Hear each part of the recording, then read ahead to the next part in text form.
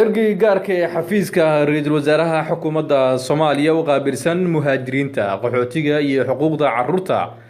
Maryan Yaasiin Xaaji Yuusuf iyo mas'uuliyiin kale oo ka tirsan xukuumadda Soomaaliya ayaa maanta garoonka diyaaradaha Aadan Cadde ku soo dhaweeyay muwaadiniin Soomaaliyeed oo laga soo daayay xabsiyada dalka Tanzania. Maryan Yaasiin Xaaji Yuusuf ayaa sheegtay inta uu socday qorshaha soo deynta muwaadiniintani ay safar ku tagtay magaalada Dar es Salaam ee dalka Tanzania iyadoo fulinaysa amarka madaxweynaha iyo ra'iisul wasaaraha Soomaaliya kadibna ay ku guuleysatay inay soo deyso muwaadiniintan Soomaaliyeed. shaqada waxay bilaabatay muddo 3 bil ka hor markii wasaaradda arrimaha dibadda ay ogaatay inay muwaadiniin Soomaaliyeed ku xiran yihiin dalka Tanzania markaas ayaa waxaa la guddi arrintan loo saaray oo aniga hogaaminayo marka waxaan tagnay dalka Tanzania gaar ahaan magaalada Dar es Salaam waxaan ka codsanay dawladda Tanzania inay muwaadiniinteena inoo soo daayaan anigoo hadda fulinayo amar ra'iisul wasaare iyo amarka madaxweynaha iyo dawladda nabad iyo oo ay ka dhantahay badbaadada dadka Soomaaliyeed gudaha iyo dibadda joogay. waalidiintii dhalay muwaadiniintan Soomaaliyeed ee maanta dib ugu soo laabtay dalka ay laga keenay dalka Tanzania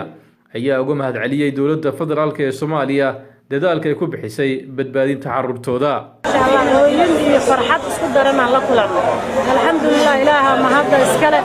dawladeena sharafta leh oo qiimaha badan madaxweynaha qaaliga ra'iisul wasaaraha qaaliga anaga maxaabiista sisaaniya ku xiran ayaan ahayn dawladan ka runta hadii la rabo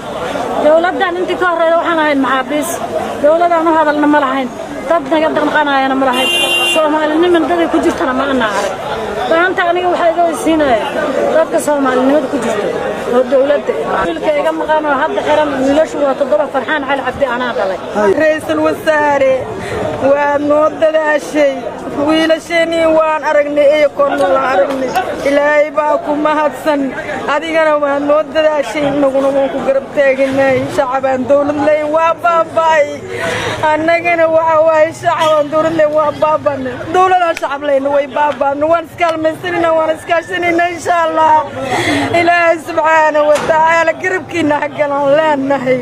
ilaahay garabkiina galo wiilkayga 8 sano xoreeyay maanta idinka ay soo dayseen dhanka kale dhalinyarada laga soo daayay xabsiyada Tanzania ee maanta dalka lagu soo dhaweeyay ayaa dhankooda ugu mahadceliyay dawladda dib u helidda xorriyadoodii oo sanado badan ka maqnayd.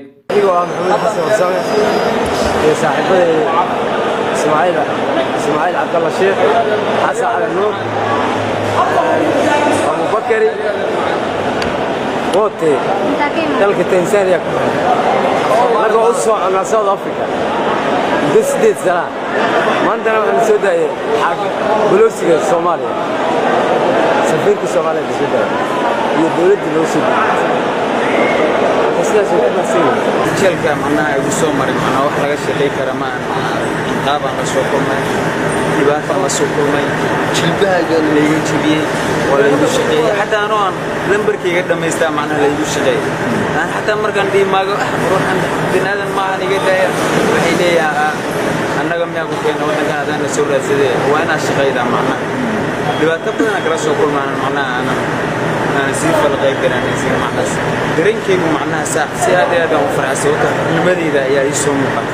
سيادة درتي معناها وافر حي معناها الدولة دي ذا نحيي موجودة معناها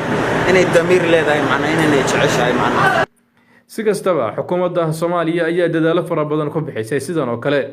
إن يقصوا دايسو حبسيدو كي الله ودمضى عالم كمواطنين بدن أو صوماليات كواسو شرع الدراء ودمضى عالم كقاركود وحيران. عبد الفتاح مع النور صومالي كابل مقدشو.